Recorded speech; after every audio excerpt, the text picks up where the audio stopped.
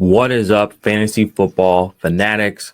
I'm Jordan Rains. This is the IDP Army channel on YouTube. Thank you for being here.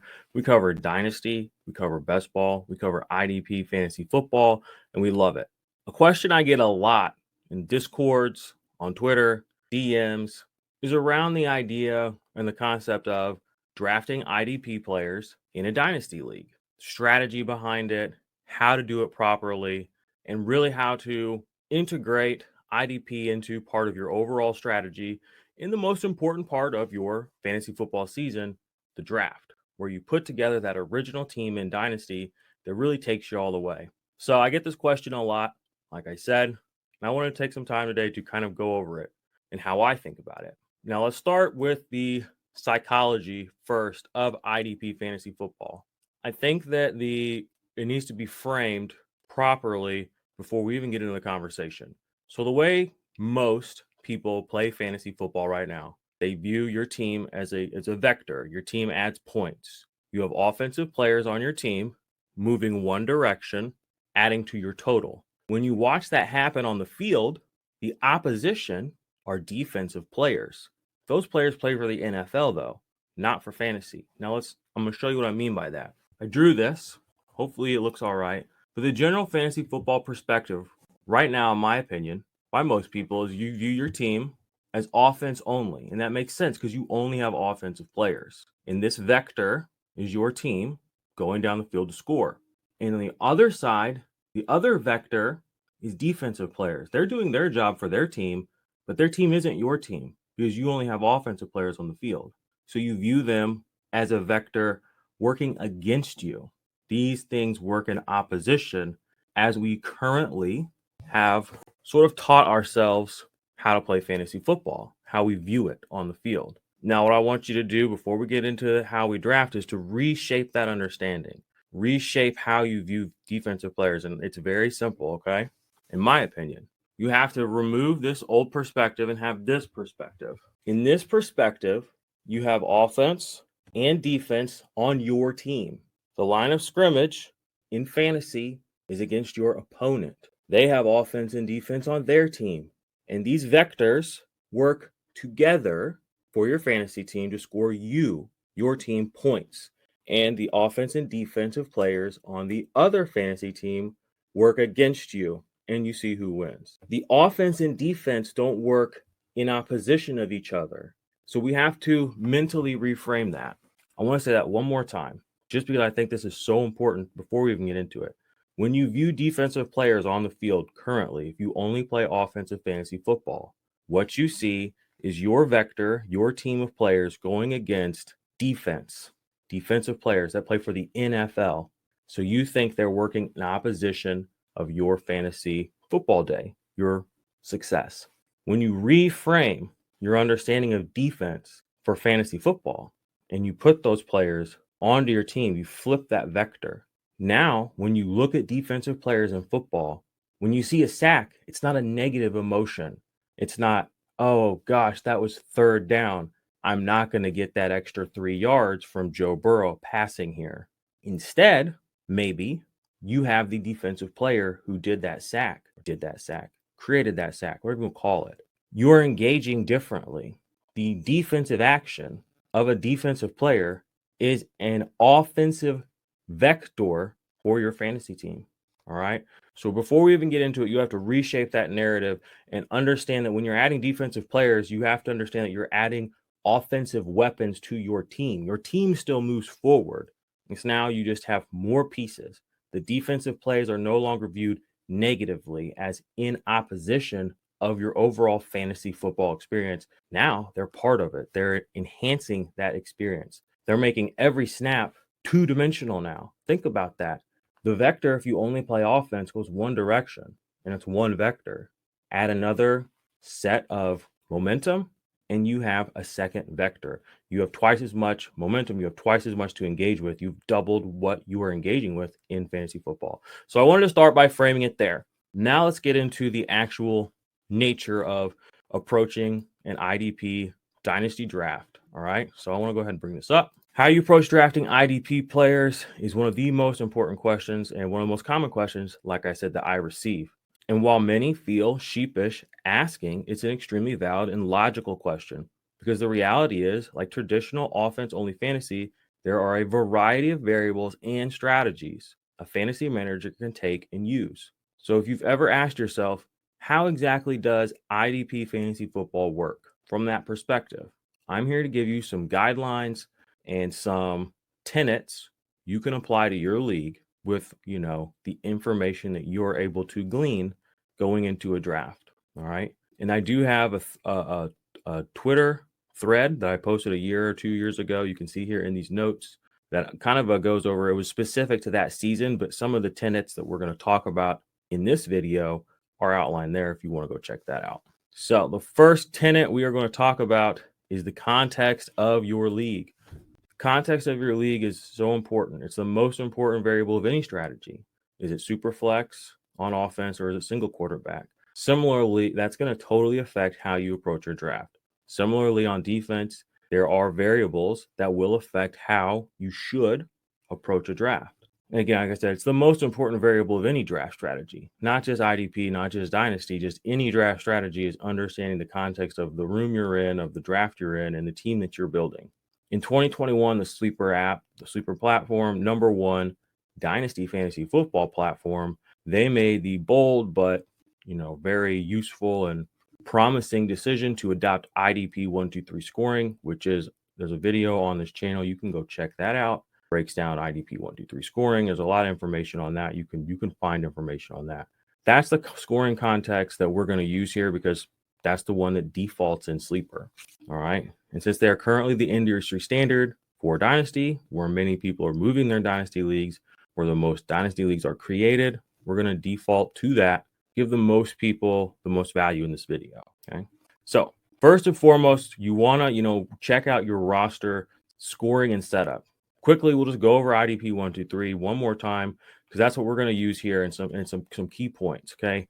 IDP 123 scoring is 1 point for quarterback hits and assisted tackles, 2 points for solo tackles and tackles for loss. 3-point plays are pass deflections, forced fumbles, fumble recoveries, block kicks, and safeties. And then 6-point plays are sacks, interceptions, and touchdowns. We like to add kick return yards, punt return yards, sack yards where we can, if we can, but those aren't the defaults, but we recommend that. So when to take the first IDP player is often one of the first questions I get. And it's a very valid, meaningful question, because that's going to sort of dictate how your draft goes from there on out. When did you take that first IDP? And what does that mean going forward? One of the things I always say is have a plan. Every now and then I see guys say, I went into my league and I went into this draft and I didn't have a plan. I just went for it. I just did what I thought I knew was right. I just stuck to offense.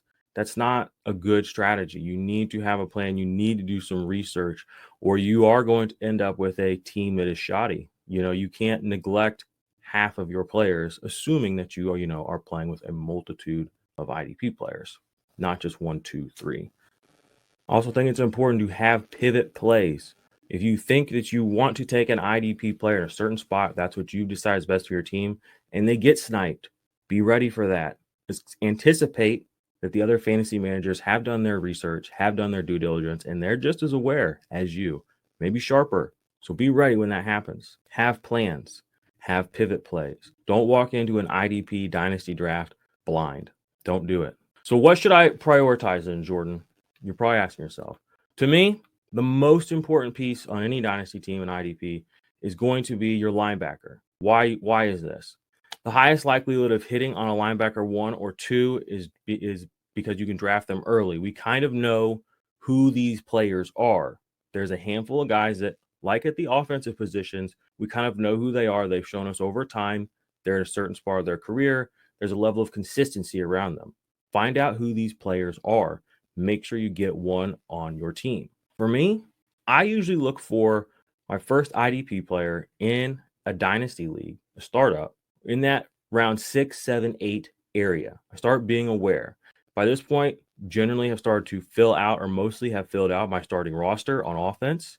And the reality is, if you're playing 7-7, or 11-11, whatever it is on your offense defense, you cannot start investing in backup players on offense in good conscience with starting places open and high quality players available. You might see people do this in your dynasty leagues. They'll advocate for punting, IDP. They'll think they can outsmart the system. Let them think that while you put together an amazing dynasty team that's headed for multiple championships, as a dynasty team is want to do. We don't play for the future. We play for back to back to back ships. How do we do that? We nail it. How do we nail it? We don't pretend that we can just fix things later. We look at the present moment, we do our research, and we make sure that we get the players we need to in every draft. Prioritize an elite linebacker. Highest odds of hitting that at that position, they have a little less variance as far as up and down because of the nature of how they play. I often compare them to, your running backs, but with the idea that, if every running back could catch a pass, I have here this analogy, you're still going to want the guys with the highest rushing floor. You may hear in the dynasty streets from some people that you can just replace a linebacker. I'll just get a linebacker that gets lots of tackles. That's fine, and that's great. And they're right when they say there's a lot of guys that can do that. That's not how you want to play. You want to find that guy who can do more. You don't want to be okay with just a replacement level player at any position, let alone have a mindset where you're relegating half of your dynasty team, even if there are defensive players, into that ideal. That's not what you want. Okay.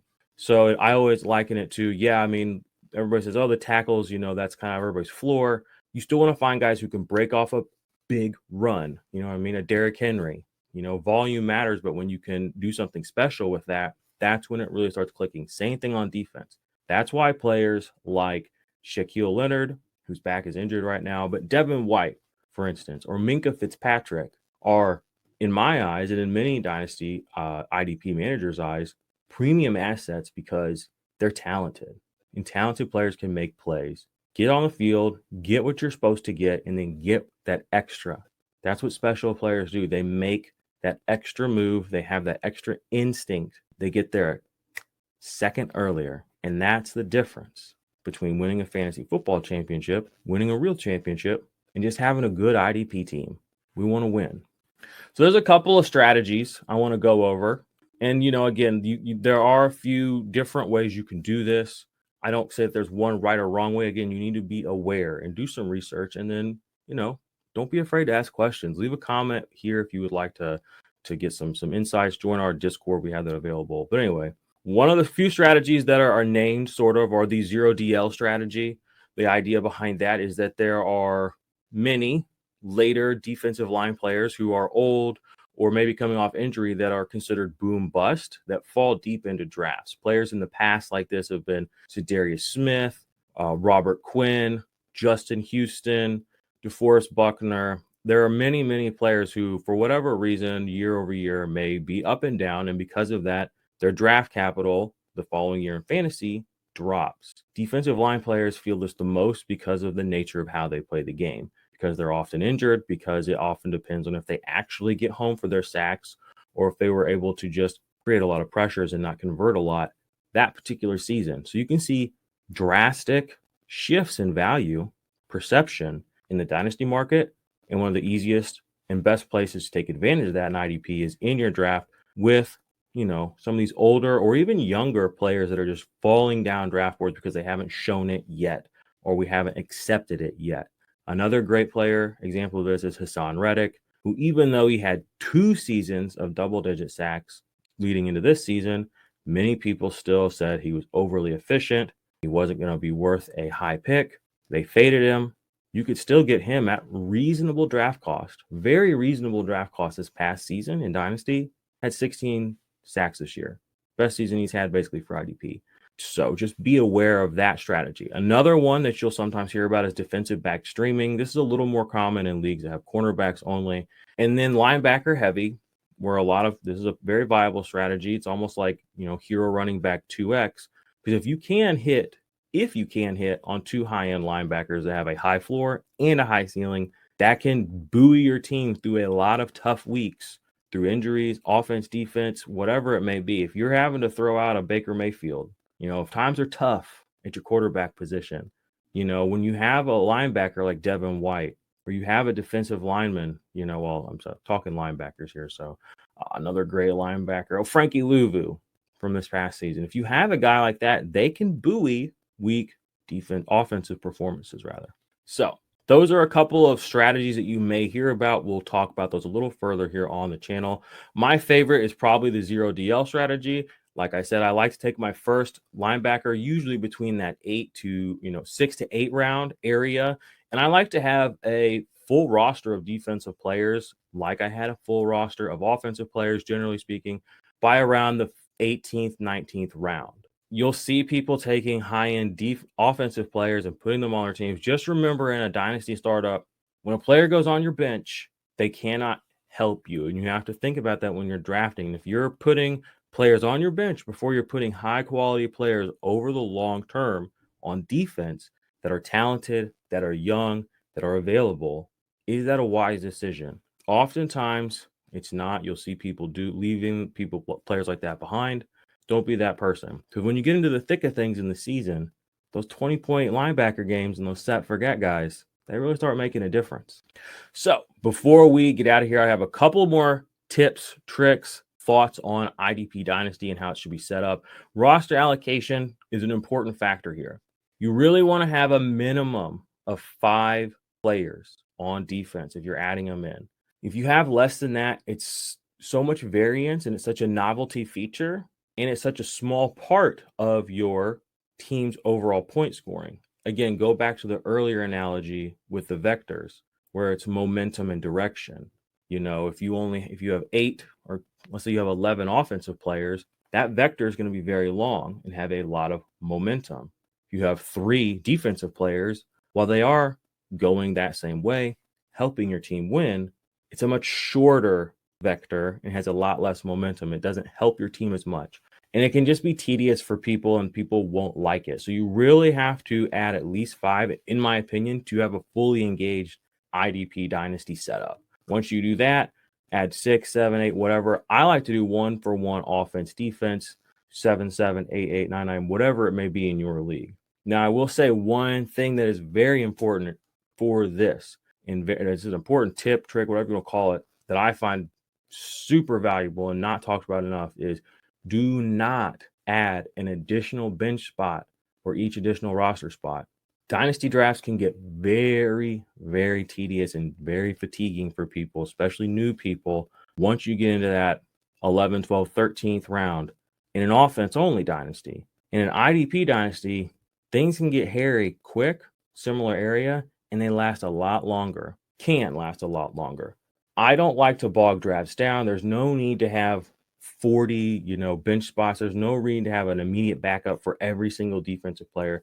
What I like to do, my ideal sort of ratio is, for every new defensive player we add or have on a team, we add 0.5. So if we add 2 new dynasty players, we had 2 new IDP players to the league, we would add 1 roster spot and 1 bench spot. So you add them the roster spot or the bench spot. You don't want to clutter your bench. You don't want to make too many spots, and you don't want to drag your draft out too long. I'm going to say that one more time. Do not add additional bench spots for each additional roster spot. It will make the draft experience way too long, uncomfortable, tedious. Okay? I recommend adding, for every 1, 2, or 3 defenders that you add 1 additional bench spot. You're already adding a roster spot for that defender. So if you add 2 defenders, add 1 additional bench spot, because you're already going to be adding one of those positional spots. Does that make sense? Hopefully that does. All right, I wanted to keep this video short. Thank you for tuning in. It's been my pleasure to have you. Like I said, I'm Jordan Rains. This is the IDP Army channel. We do Dynasty Fantasy Football. We do Best Ball Fantasy Football. We do IDP Fantasy Football, and we do it well. We win. We make good content about it. And we have our own opinions, our own processes, our own theories, our own takes. And that's what served us well here. We are glad that you joined us. We are glad that you came here to listen to this video. Like and subscribe to the channel if you don't mind. We would appreciate that. And, you're welcome to join the IDP Army. We have premium Dynasty rankings, IDP rankings, best ball rankings. All right. Also, be sure to check out our NFL draft coverage. Billy and I will be going down to the Senior Bowl next week. A lot of great stuff coming on the channel. Again, thank you for sticking it with us here. And come back for tons more amazing Dynasty Fantasy Football videos, incredible rankings, and just an all-around good time. All right, peace out. Looking for the ultimate edge in fantasy football? The Ultimate Fantasy Index is finally here.